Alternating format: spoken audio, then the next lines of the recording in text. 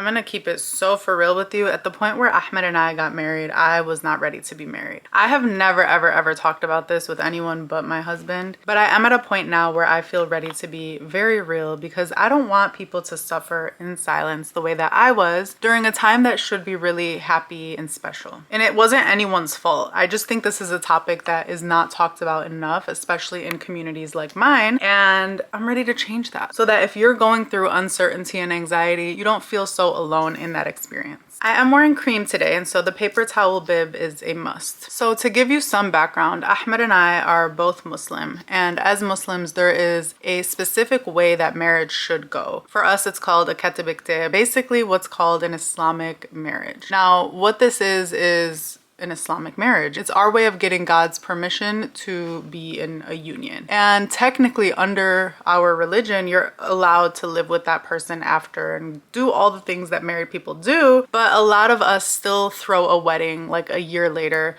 just to celebrate. So at the point where Ahmed and I started dating or talking or whatever you want to call it, he was 31 and I was 27, and we'd been through our fair share of relationships. We knew what we wanted, we knew what we didn't want, and at this point, you know, we knew that we wanted to be together. That being said, I was never the type of girl to rush into anything. Like, I was in no rush to get married. In my mind, we could have dated for 3 years before we ended up married, but because it's very important for both he and I to do things in a way that our family felt comfortable with, we decided to proceed with the Islamic marriage after a year of being together. Now, the background here that you might not have is Ahmed and I have known each other for like over, I want to say like 10 years at this point. My brother and him were actually really close friends in college, and then they became roommates. So Ahmed and I met. We'd known each other, we'd known each other's families. Like, it did allow things to move a little faster than normal because a lot of that like background research per se was already done in the fact that like we were each vetted, right? That being said, I still had a lot of questions when we were dating. Like, I am a grown woman at this point. I understand what I need. I understand not just the type of man I want to be with, but more importantly for me, the type of father that I wanted for my child. I had amazing parents. I had a phenomenal father, and Ahmed had big shoes to fill, or anyone in that position was going to naturally have big shoes to fill. And I don't care how amazing anyone is that I met, I felt like a year was not enough time for me to do any due diligence on any human being. Like,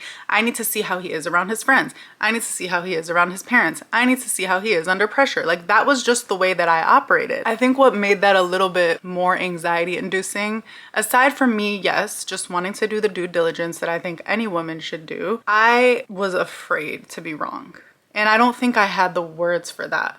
But that fear of being wrong, that fear of choosing somebody, of being sure about somebody, and then one day waking up and realizing I made the wrong choice, whatever that even means, that terrified me. And so my brain during this time period was primed to look for what could potentially go wrong. You know, a lot of women might spend this time kind of in the honeymoon phase, idolizing this person, being obsessed with this person, having this lust and attraction and all these things that are normal experiences for someone who's falling in love with their future husband. I think because I'd seen relationships fail around me, and I'd been in my own fair share of relationships where things didn't necessarily always, you know, pan out the way I wanted them to, I feel like I just had so much paranoia and stress around something that should have just been a positive experience. The reason that I'm making this video is because everything I just listed, all of those anxieties, question marks, fears, that is normal. But the problem was I didn't have anyone around me telling me that that was normal. Nobody that I talked to. I only confided in a few people about this because I felt shame. Like, I felt like I wanted to protect this person that I was falling in love with. So I never wanted to come across like I'm questioning the quality of this man, because that was never what it was. But I was just questioning whether we were right for each other. Like, you can have two phenomenal human beings that just don't end up being right for each other. And the thing that made it so difficult for me is when I would confide in a hand-selected few people, they kind of made me feel like there was something wrong with me or something wrong with the relationship if I was questioning those things. The tricky part here is that my mom is someone whose advice I value the most. However, as the only alive parent that I had, her opinion of him was going to matter so much to me, and I felt this need to protect my mother's relationship with my husband, and I was scared to tell her all the things I was feeling because I was scared that that would make her afraid for me. I don't know if you'll understand that, but in my mind it's like, if this is going to be my husband, I want my mom to feel good about him because that matters a lot to me. Like, this is the only living parent I have. I need her to approve of my husband. I need her to love my husband for me. So in this phase of uncertainty, in this dark cloud of uncertainty, I don't even want to confide in the only person whose opinion I really cared about. So you can imagine, I'm saying this out loud, I'm kind of feeling sorry for myself, not gonna lie. Like, I'm saying it out loud and I'm like, damn girl, you were going through a lot. So the reason that I'm telling you guys this is because I don't want anyone to feel as alone as I felt during that time. And of course, even this man that I'm obsessed with, it's like, I'm not gonna sit there every day and remind him of how unsure I am of him. Like, that's not a nice thing to say to someone that you love. If he woke up every day telling me he was unsure about me, that would really affect our relationship. I don't know that I'd be able to stay with him if I felt like he wasn't sure about me. Because in my mind, I would have been like, are you good? Do you see this? What is there to not be sure about? In my heart and soul, I knew it wasn't something wrong with him. It was all of these fears and anxieties that I just had, seeing people that I thought were good together not actually work out in the long term. So it's safe to say that a time period that was supposed to be fun and exciting for me was really just riddled in crippling anxiety, so much uncertainty, so much fear, and I felt super, super alone in that. Now, the one thing that I knew for a fact was that I loved him and I respected him and I admired him. Those were never in question. Like, I never questioned how I felt about him. I never questioned how he felt about me. I never questioned whether I respected this man, whether this was someone with whom I could enjoy my life. I just thought that that wasn't enough. In my mind, it's like, okay, yeah, I could enjoy my life with him. Yes, he will always challenge me intellectually. He will always challenge me with my goals and keep me on my toes. He will always focus on health, both mentally, physically, all of the above. These are things that were so important to me. But in my mind, I'm like, okay, but is that enough? Like, I'm sure there's a lot of people who could say that about their partner and things didn't work out. So I constantly felt like I was in this auditing phase of trying to find things wrong, which was super, super, super exhausting. Eventually, I did confide in my mom, and she gave me probably what was the most helpful advice. And I didn't tell her everything I was feeling, again, because I wanted to protect the relationship. But what I told her is like, you know, everything is great. I love him so much. Things are so much fun. Like, I enjoy my time with him. There's nothing really wrong, but I'm just not sure. And is that in itself a red flag? Like, should I cut this off because I'm not sure? Should I be sure right now? Is it a problem that I'm not sure right now? And when I confided in someone else in my life who I kind of saw as like an older sister, their feedback to me was, yeah, I mean, I was sure. I don't know what to tell you. Like, if you're not sure by now, I really like him for you, but unfortunately, like, if you're not sure by now, I think that you shouldn't be with him. Those words really stuck with me. Before I talked to my mom, those words kind of rung in my head of like, okay, there's something wrong with me for not being sure, because these other people who are in a relationship, they're all so sure. So surely the person that I love deserves for me to be sure of him. And if I'm not, maybe I just need to cut this off. When I think about it, a lot of the people in my life, they got together when they were in their early 20s. No shade to anybody. I think that's beautiful. I knew I didn't want that for myself. I knew that I wanted to explore my 20s on my own and just use my youthful years to discover myself. And I can honestly say, had Ahmed and I started talking when I was 21, 22, 23, I would have been more sure because I would have known less. And it kind of takes you back to like the Socrates, I think it was Socrates, where he says, like, I'm gonna mess up the quote, but basically like, the more you know, the more you realize you don't know. The sign of a smart man is the one who realizes that he doesn't know anything. And I think that that can be so true when you're dating in your like mid to later 20s, or even if it's not an age thing. If you've just experienced a lot of things in life, then you're naturally gonna have more to filter for in that dating period. You're naturally gonna have more questions because you've seen more and you've experienced more. So when I even think about that person's advice, she got with her husband when she was like 21 or 22, and she was so sure, but that was like her first real life relationship. So what does she really know at that point?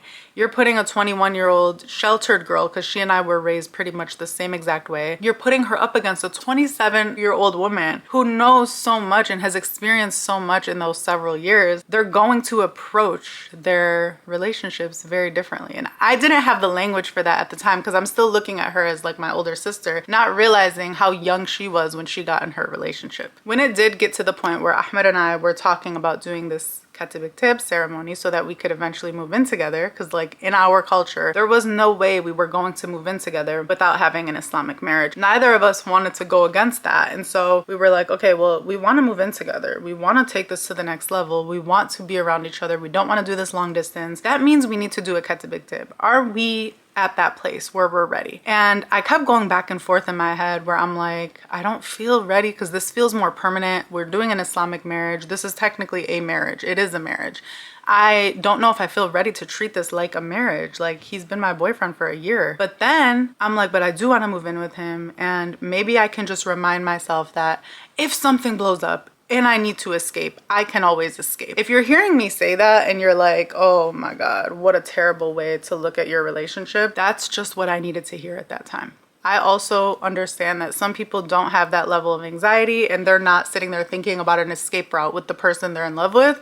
But that was what made me feel safe with him, is reminding myself that if something happens, I don't have to stay. Even if we did this Islamic marriage, if something happens, I don't have to stay. While that doesn't sound sexy and romantic, that was genuinely the first step in helping me actually enjoy my relationship. The second thing actually did come from my mom. So I got to a point where we were getting closer to this decision and I wanted to actually talk to my mom about it. I didn't tell her everything that I was feeling because, again, I still wanted to protect the relationship, but I did tell her, is it normal for me to not be 100% sure? And her words are words that I still think about to this day about anything that I'm anxious about. And I'm so happy I talked to her. She told me, how do you feel today? Just anytime you feel anxious, anytime you feel scared, ask yourself, how do you feel today? Don't think about tomorrow. Don't think about what's gonna happen. Don't think about different scenarios in the future. Just ask yourself, how am I feeling about this relationship today? And I was kind of stunned because when she asked me that, my answer was, I feel great. I feel loved. I feel safe. I feel respected. I feel like I'm having fun. Even if things weren't perfect, I always felt safe and respected and loved, no matter what. Like, those were never, ever, ever in question. And it just felt so relieving where I'm like, wait, really? Like, I can just ask myself how I feel today? I don't need to like overanalyze everything. Like, I really can just focus on how I feel today. I just did that every single day up until our wedding. Every single day I asked myself, how do you feel today? Every single day the answer was, I'm having fun. I'm really liking him. I'm really loving this about our relationship. We've grown in this way. Like, it would help me prime my focus on the amazing things that I had in my relationship and not the things that I was worried would happen or that I wondered if I would lack one day. That was how my brain was before. It was so primed for negativity and for all this uncertainty. And that one question helped me really be present and enjoy the amazing relationship that was right in front of me. So we decided to do our ketibik tib on July 7th, 2021. And it was at my home where I grew up, my childhood home. It was just the most beautiful, amazing, fun ceremony ever. We did like the religious portion with the sheikh that came and basically like conducted the Islamic marriage portion. And then there was like a reception afterwards outside in my backyard because it was the summertime. And it was just such good vibes. And honestly, I think what I can say is what unfortunately a lot of other women in my community cannot say. And it's that, number one, I knew every single person who was at my wedding, because Arab girls, we tend to get bullied into like inviting everyone and their mother. But not only did I know everybody who was there, but I genuinely felt like every single person who was there was so happy to be there. Even though I was still very anxious about the future of my relationship, it means so much to me that that day was filled with so much excitement. It made me so excited about my future with Ahmed, even amid all of the anxiety. So I would say that was like chapter 1 of our relationship. After our ketibik tib, a couple months after we moved to LA, that was the plan, and got our apartment together, and this was the first time we would be living together. I don't think I was nervous. I think I was actually excited for this part because something interesting happens. I don't know if this is all women, but I know in my community, after you do like the religiously obligatory thing of like getting married and doing a ceremony, people just kind of forget you exist. And I was so excited for that. I don't think I realized how much stress that figurative or imagined audience put on me. This audience of people watching my relationship and seeing if it's gonna work and seeing what we're gonna do and if we're gonna end up together and how he proposed and all of that stuff. I felt like I was under this like microscope, and I hated it because I didn't feel like I had space to just sit and reflect and get real with myself about how I felt. I felt like I was managing so many emotions and so many perceptions, and I really, really was looking forward to that space where he and I were alone and I could determine how I actually felt. So yes, what is implied in me saying that is I still wasn't sure. Like, we fully were married, moved to LA, and we're living together, and I still had some anxiety, but it was so much less because I didn't feel the need to pretend that I didn't have anxiety about my relationship. I felt like I had the space with myself and my husband to be fully clear about how I feel. One thing I do want to clarify is I'm a very honest person, and while I mentioned earlier that like I wasn't waking up every day and reminding him that I wasn't sure, there were little checkpoints where I was very honest with Ahmed about how I was feeling. This is how I'm feeling. This is what I'm nervous about. Here's what it looks like for me. So he and I were very much so on the same page about how my feelings and my trust and my security were growing during this time. And he was just so amazing and so understanding and just so loving throughout all of it. Like, he never took it personally. I think I also have to credit myself in being a great communicator and not making it a him problem and making it clear that I'm just going through the things that I feel I need to go through alone to feel good about a huge decision. This is a huge decision, and it's one that I do not take lightly at all. The next several months of us living together in LA were honestly amazing. Like, the anxiety was dwindling by the day. I was starting to feel so much more secure, so much more safe. I felt like he and I had our privacy. We were able to observe each other in a non-stressful environment. Like, it was just so beautiful. And I will say, like, I don't know what I want my future daughter to do, because I don't want her to feel the way I felt going and living with a man, because I also got lucky. A lot of the things that I wasn't sure about, I ended up being reassured tenfold about the type of man that he was. One big question I had is whether he'd be a family man, because he and I, we fell in love with each other because of how ambitious we are. And it really wasn't until I met his family. At that point we were already ready to be married, right? I met his family and I saw how he was with his family, and I fell in love with that person. I was in awe at how he was with our now niece and nephew, and just like, you know, seeing him be so present with his family and want to maximize every single moment made me see in him the type of father that I wanted for my future children. But those were not questions that I was able to really get answered until we had already made that commitment. And that can be a very vulnerable and scary place for a lot of women. At this point, I have the relationship that I've always wanted. But I just have to be honest with you, like, I didn't know that until about a year ago. Up until that point, I still felt like I had been carrying all this shame that my love story is not normal. It didn't start off so beautiful and magical like these Disney movies, or like a lot of the things that a lot of us see from our peers. And I don't have it in me to lie. Like, I can't put on for anybody. I'm not gonna be out here on Instagram pretending like this is the most amazing experience that I'm having when it's really riddled in anxiety. But also, out of respect for my husband and his family and myself, like, I'm also not about to be on here talking about my anxiety about my relationship while I'm experiencing it, because that could be incredibly hurtful to the person that you're marrying. Once I started feeling so much better, I felt this desire to kind of reclaim that story when I finally felt ready to share it with the world in a way that felt so true and honest and real to me. And so that was when I actually started posting some like get ready with me story times about our relationship. And it was so fun to talk about it in a way that felt so real. Now that we're 3 years into our marriage, 4 years into our relationship, I look back and I'm like, it was so normal to be anxious. Like, honestly, there might have been something wrong with me if I wasn't anxious. This is somebody that I'm still getting to know. Why do we create this idea in this narrative that you stop getting to know the person the day that you decide to marry them? Why are we pressuring women, especially from communities like mine, to be so sure about something when they're making a lifetime commitment? Like, on one hand, we're not allowed to live together or do certain things together until we're positive about each other. But on the other hand, it's very frowned upon to continue getting to know each other or dating for an extended period of time. And so in order to keep getting to know that person, you do have to kind of create some sort of like religiously permissible commitment. Ahmed and I felt like we were trying to marry those two and do what was permissible, you know, religiously into our families, but we still needed to be true to ourselves and continue to date each other, because that's what it is. It's so funny. I posted this TikTok maybe a year into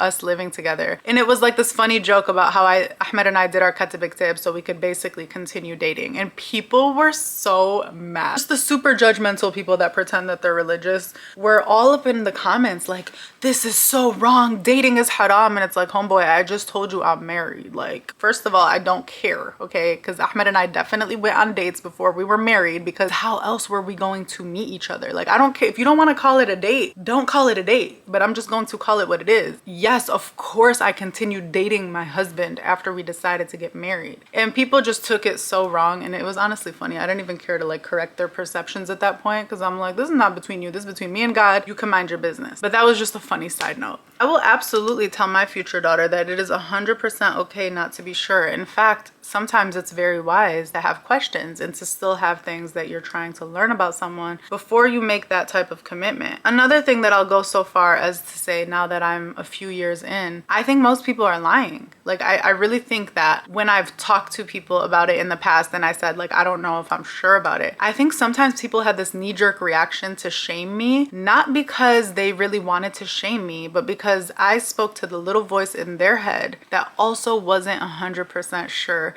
and they didn't want to give room to that voice, and they are already in the habit of shaming their own internal voice into silence. So just naturally, that was what they were going to do for me.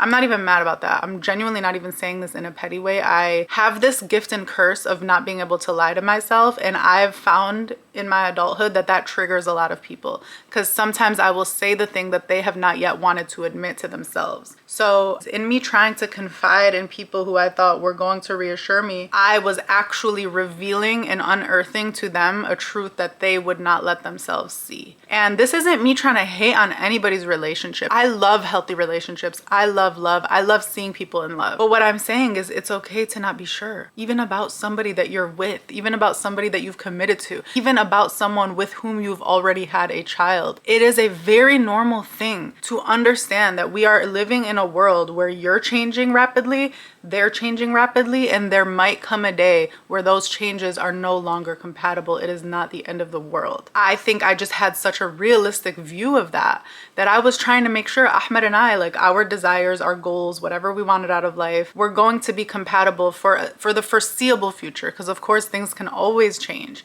But I wanted to like analyze the foreseeable future for he and I and just feel good about that. I wish I didn't allow other people to shame me into just doing something that was a responsible thing to do for yourself and for someone that you love. I want you to understand that if you are with somebody right now and you are not 100% sure, good for you. Like, that is the respectful thing to do for yourself and for them. You want to be sure about the person that you've chosen. Out of respect for them, they also want to be with someone who is sure about them. Like, I think I would say that was even the majority of my stress. It wasn't even how I felt. It was how much love I had for him and how much respect I had for him, that I wanted him to have a woman that was 110% sure about him. And until I could give him that, I was in everyday anxiety, which kind of lets you know how much I loved him. Like, that in itself should have let me know how much I was devoted to him, because I wanted to make sure I was giving him the relationship that he deserved. Honestly, I think that's why I'm so passionate about talking about healthy relationships on here, because I feel like I didn't get the advice that I wanted. When I look back on the ways that I was able to talk myself through certain things, I realized that I like the way I thought about it better than how other people were trying to tell me. I shouldn't have been seeking advice from people because I knew what I was doing. I shouldn't have been deferring to other people just because they had been in a relationship for longer,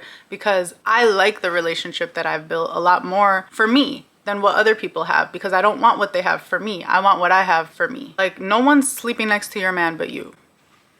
I hope not. At the end of the day, if you feel good waking up next to this person every day, that is what matters. At some point, you need to close the door on all these, relationship advice outlets. Even from here, like, even my advice, don't take my advice. The only advice from me that I hope you do take is to understand that you know best. You know best. You know how you feel. You know what it feels like to feel safe and secure with a person. You know what it feels like to be respected by a person. You know the type of relationship you've dreamed about. Only you know that. You're the only person that knows how you want to feel in a relationship, because that is a desire that you hold, not that someone else can advise you on. Nobody can tell you how you want to be made to feel in a relationship, because that is a very intimate thing that only you understand about yourself. So if I could go back to the version of me who was still dating Ahmed, I would not tell her to be more sure. Like, I would not tell her, hey, he's gonna last, he's gonna make it, be sure about him now. No, I would never advise her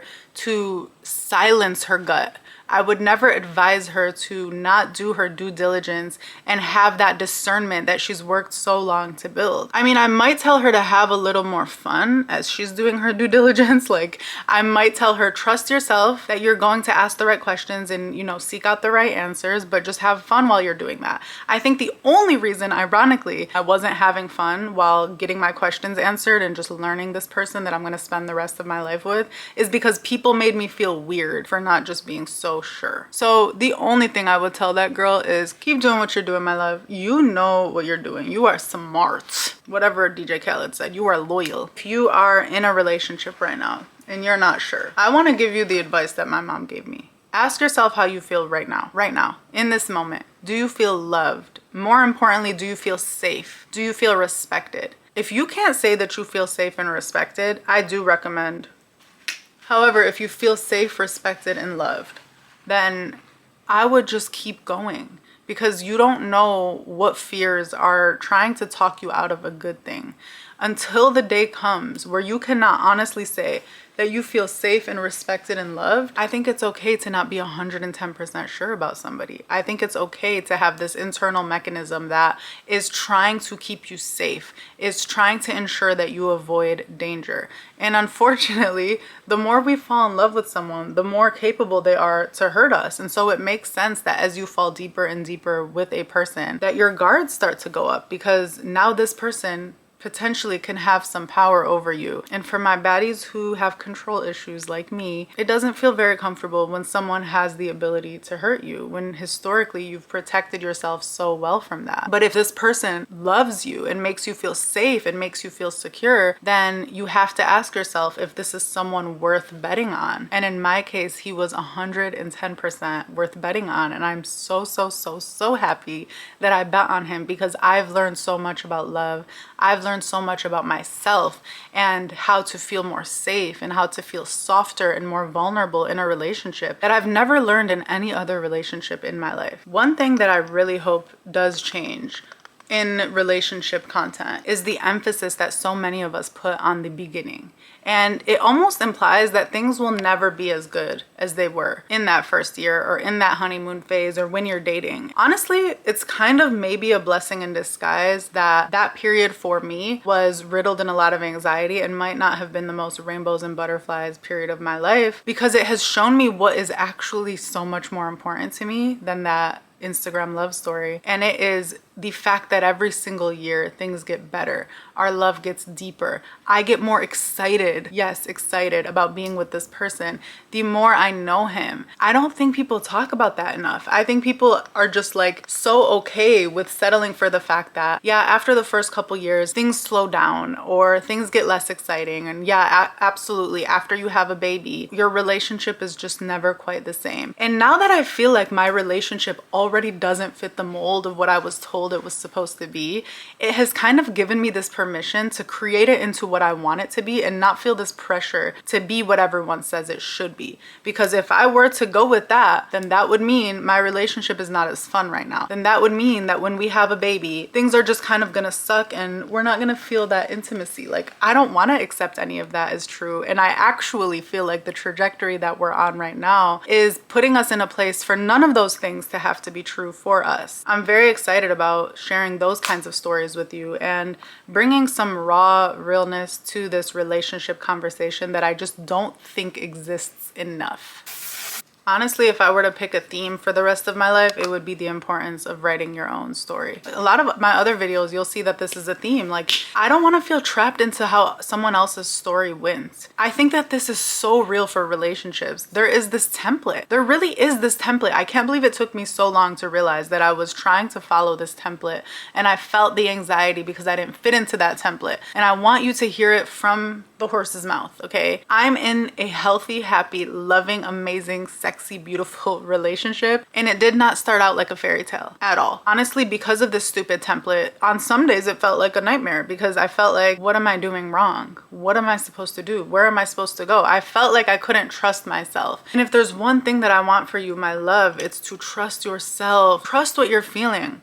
Trust what you're thinking. Trust what things you're concerned about. No one else has the blueprint on what your life or your relationship should look like. Nobody. You might be able to ask certain questions and get certain clarity as to how people's relationships work for them, but always understand that each of us is so unique and each of us has different desires and different boundaries and different standards. You need to trust yourself to decide on the thing that is good for you. And this was definitely true in my case, so it might be true for you, but sometimes trusting yourself requires that you walk alone a little bit. Sometimes trusting yourself is accepting the fact that your story might not look like everybody else's. Trusting yourself is letting yourself believe that even if your story doesn't look like everyone else's, and especially if it doesn't, it is still a beautiful, magical story that you will look back on and feel so proud of and feel so connected to. Like, it took for me to get on TikTok and say it out loud to realize, oh my God, Ahmed and I do have an amazing love story. Like, it doesn't fit anyone's template, but we have such a cool, fun, unique love story, and it's very uniquely us, and I love it because nobody else can claim it. It's so hard to see that though when you're experiencing it and when you're right in the middle of it. So I felt the need to just come on here now that I am super confident in my relationship, and now that Ahmed and I have had these conversations, and I don't feel like it's a disrespectful thing to him for me to talk about this. I did feel like I owe it to you to give you that perspective that is just not existent out there. You know, I always say that I can't go back to that younger version of myself and pull her out of her agony. I just can't. I can't go back in time. So these videos are also a way for me to feel peace that what I've went through and how I've reflected on that since could give someone else peace. I want nothing more than for you to take these words and apply them to your situation. Take what works for you, leave what doesn't work for you. I hope that this gives you even an ounce of peace and permission, if you feel like you need it, to block out the noise and do what is best for you. Block out the noise and give yourself permission to feel anxious if that's what you need.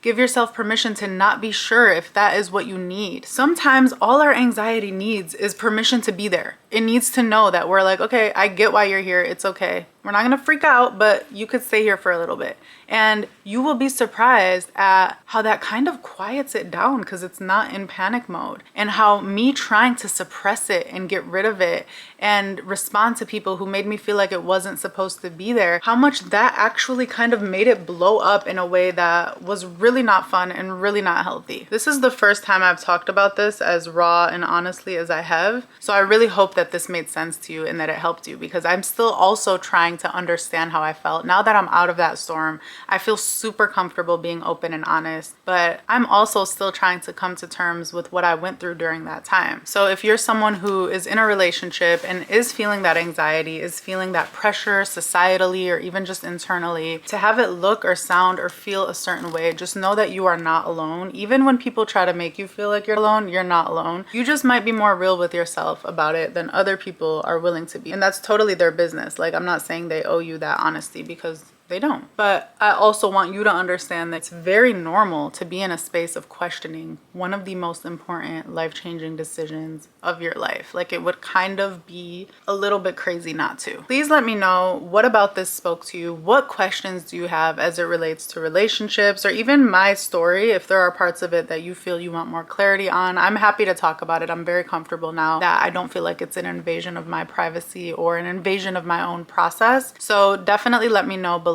how can I make you feel more affirmed and aligned during this period? I love you so much. And as always, stay powerful, my love.